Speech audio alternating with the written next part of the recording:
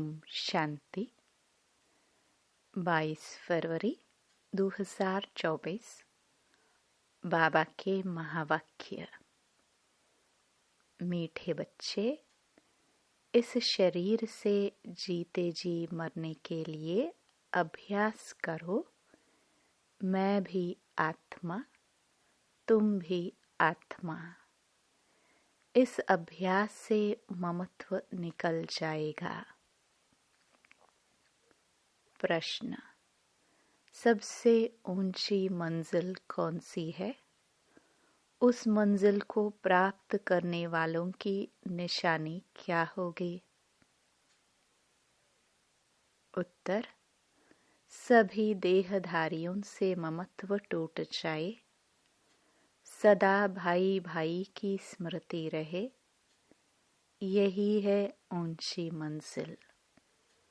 इस मंजिल पर वही पहुंच सकते हैं जो निरंतर देही अभिमानी बनने का अभ्यास करते हैं। अगर देही अभिमानी नहीं तो कहीं न कहीं फंसते रहेंगे, या अपने शरीर में या किसी न किसी मित्र संबंधी के शरीर में। उन्हें कोई की बात अच्छी लगेगी या कोई का शरीर अच्छा लगेगा।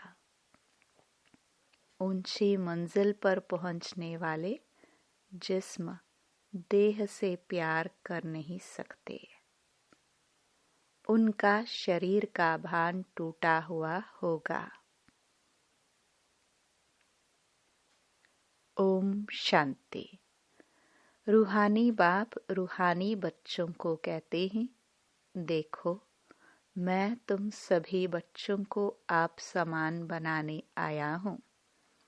अब बाप आप समान बनाने कैसे आएंगे? वह है निराकार।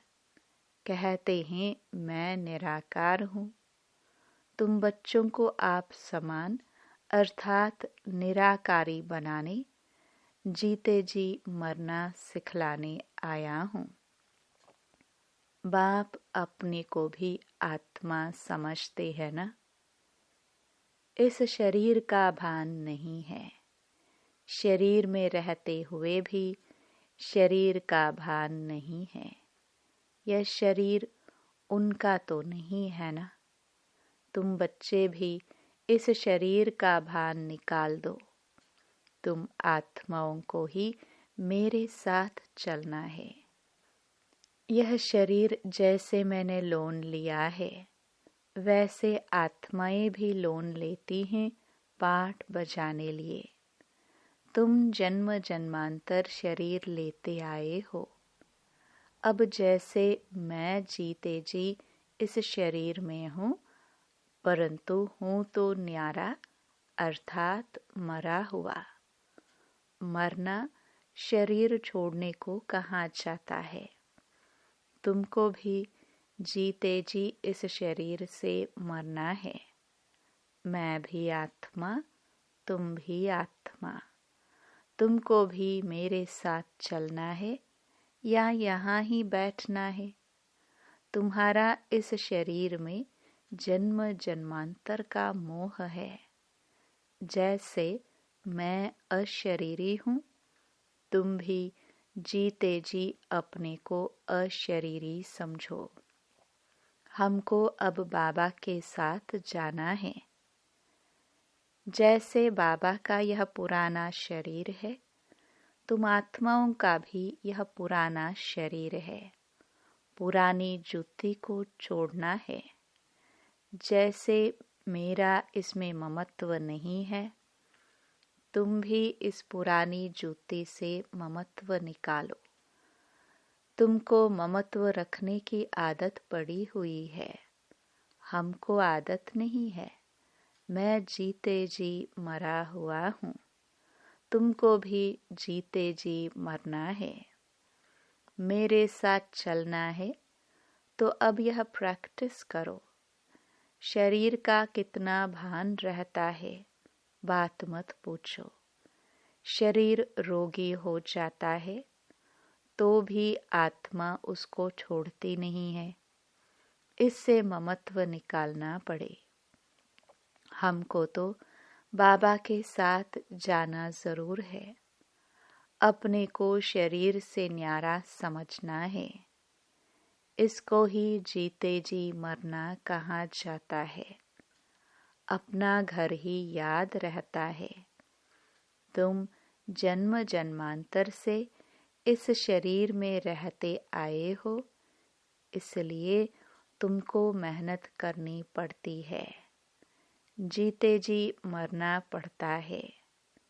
मैं तो इसमें आता ही टेम्पररी हूँ, तो मरकर चलने से अर्थात अपने को आत्मा समझकर चलने से कोई भी देहधारी में ममत्व नहीं रहेगा।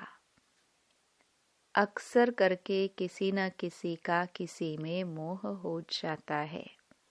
बस उनको देखने बगैर रह नहीं सकते।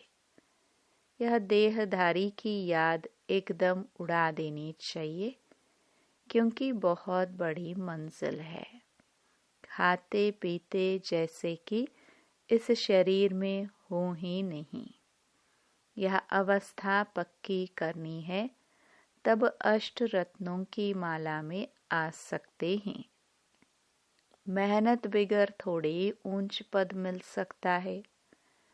जीते जी देखते हुए समझे कि मैं तो वहाँ का रहने वाला हूँ। जैसे बाबा इसमें टेम्पररी बैठा है, ऐसे अब हमको भी घर जाना है। जैसे बाबा का ममत्व नहीं है, वैसे हमको भी इसमें ममत्व नहीं रखना है। बाबा को तो इस शरीर में बैठना पड़ता है। तुम बच्चों को समझाने लिए। तुमको अब वापस चलना है, इसलिए कोई देहदारी में ममत्व न रहे। यह फलानी बहुत अच्छी है, मीठी है, आत्मा की बुद्धि जाती है ना। बाप कहते हैं शरीर को नहीं, आत्मा को देखना है। शरीर को देखने से तुम फंस मरेंगे। बड़ी मंजिल है। तुम्हारा भी जन्म जन्मांतर का पुराना ममत्व है। बाबा का ममत्व नहीं है। तब तो तुम बच्चों को सिखलाने आया हूँ। बाप खुद कहते हैं, मैं तो इस शरीर में नहीं फंसता हूँ, तुम फंसे हुए हो। मैं तुमको छुड़ाने आया हूँ।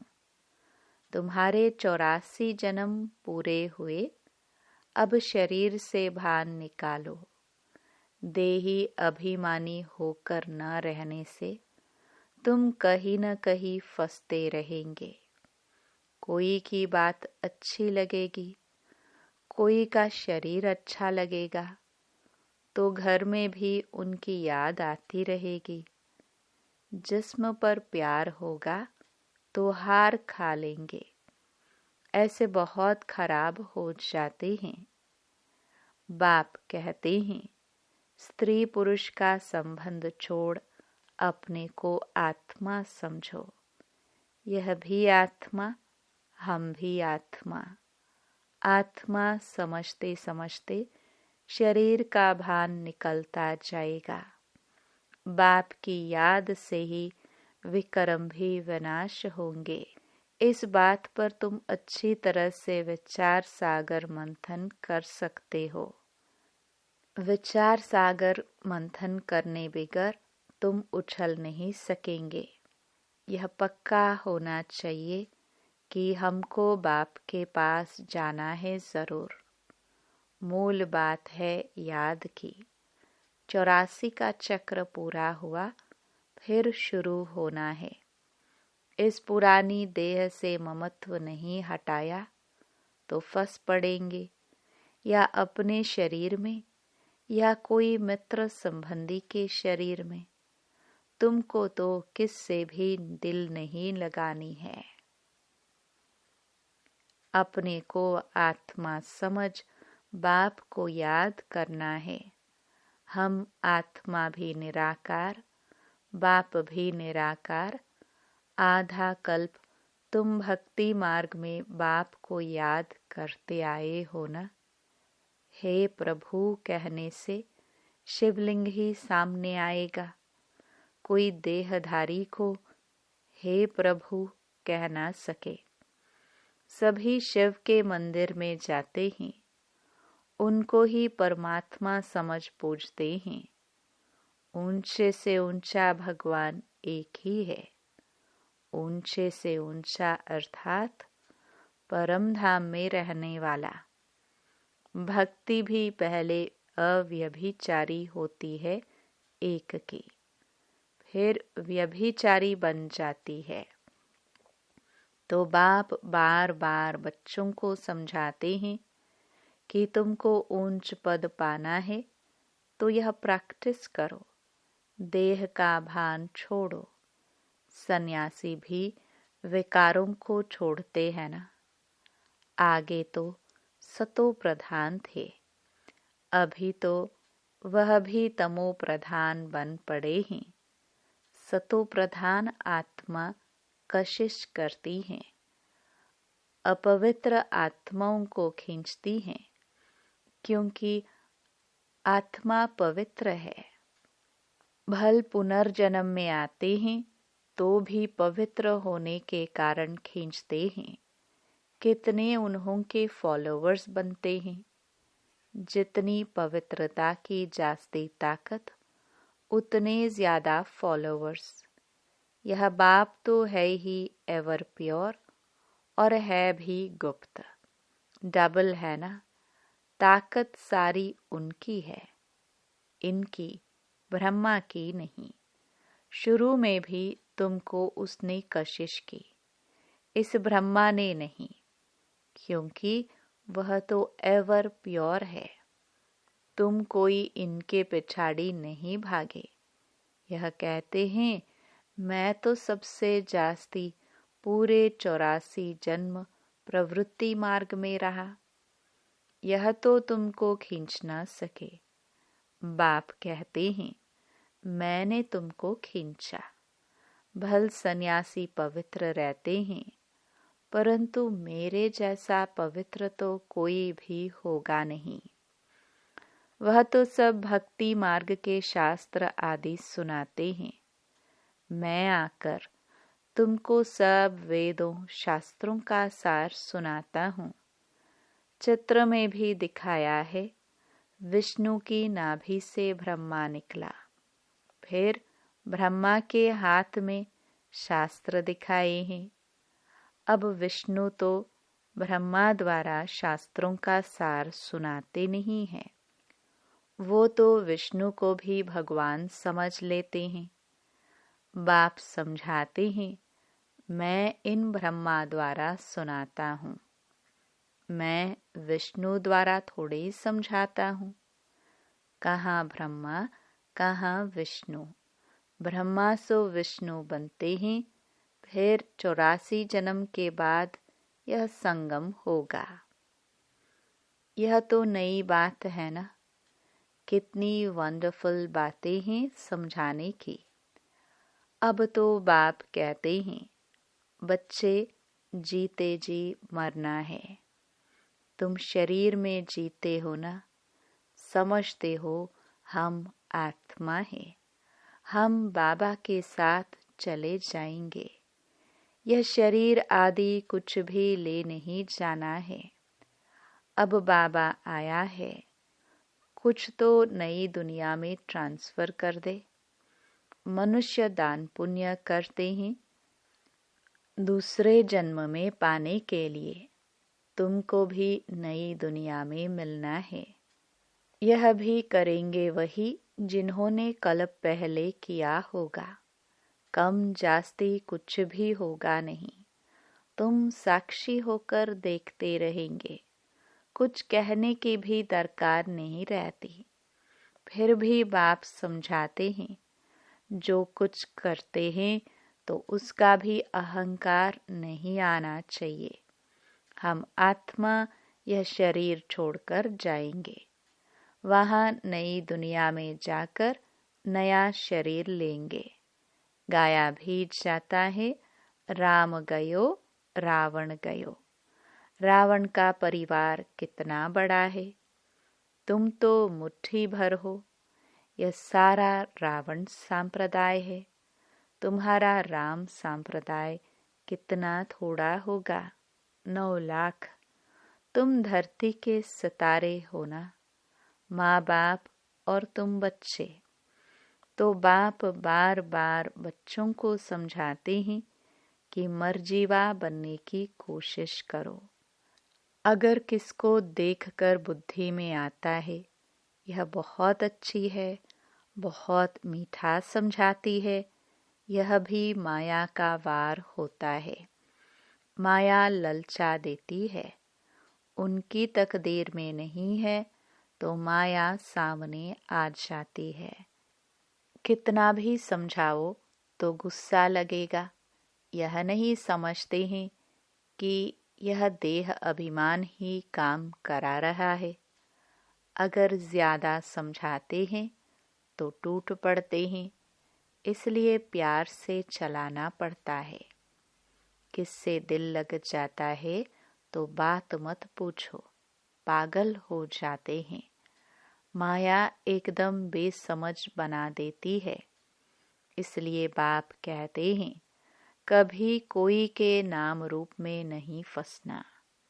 मैं आत्मा हूँ और एक बाप जो विदेही है उनसे ही प्यार रखना है। यही मेहनत है। कोई भी देह में ममत्व न हो। ऐसे नहीं घर में बैठे भी वह ज्ञान देने वाली याद आती रहे, बड़ी मीठी है, बहुत अच्छा समझाती है। अरे मीठा तो ज्ञान है, मीठी आत्मा है, शरीर थोड़े ही मीठा है। बात करने वाली भी आत्मा है, कभी भी शरीर पर आशिक नहीं होना है। आजकल तो भक्ति मार्ग बहुत है। आनंदमयी माँ को भी माँ माँ करते याद करते रहते हैं। अच्छा, बाप कहाँ है? वर्षा बाप से मिलना है या माँ से? माँ को भी पैसे कहाँ से मिलेगा? सिर्फ माँ माँ कहने से जरा भी पाप नहीं कटेंगे। बाप कहते हैं मामेकम याद करो, नाम रूप में नहीं फंसना है और ही पाप हो जाएगा, क्योंकि बाप का नाफरमान बरदार बनते हो। बहुत बच्चे भूले हुए हैं। बाप समझाते हैं मैं तुम बच्चों को लेने आया हूँ, सो जरूर ले जाऊंगा, इसलिए मेरे को याद करो। एक मुझे याद करने से ही तुम्हारे पाप कटेंगे। भक्ति मार्ग में बहुतों को याद करते आए हो, परंतु बाप बेगर कोई काम कैसे होगा? बाप थोड़ी कहते हैं माँ को याद करो। बाप तो कहते हैं मुझे याद करो, पतित पावन मैं हूँ। बाप के डायरेक्शन पर चलो।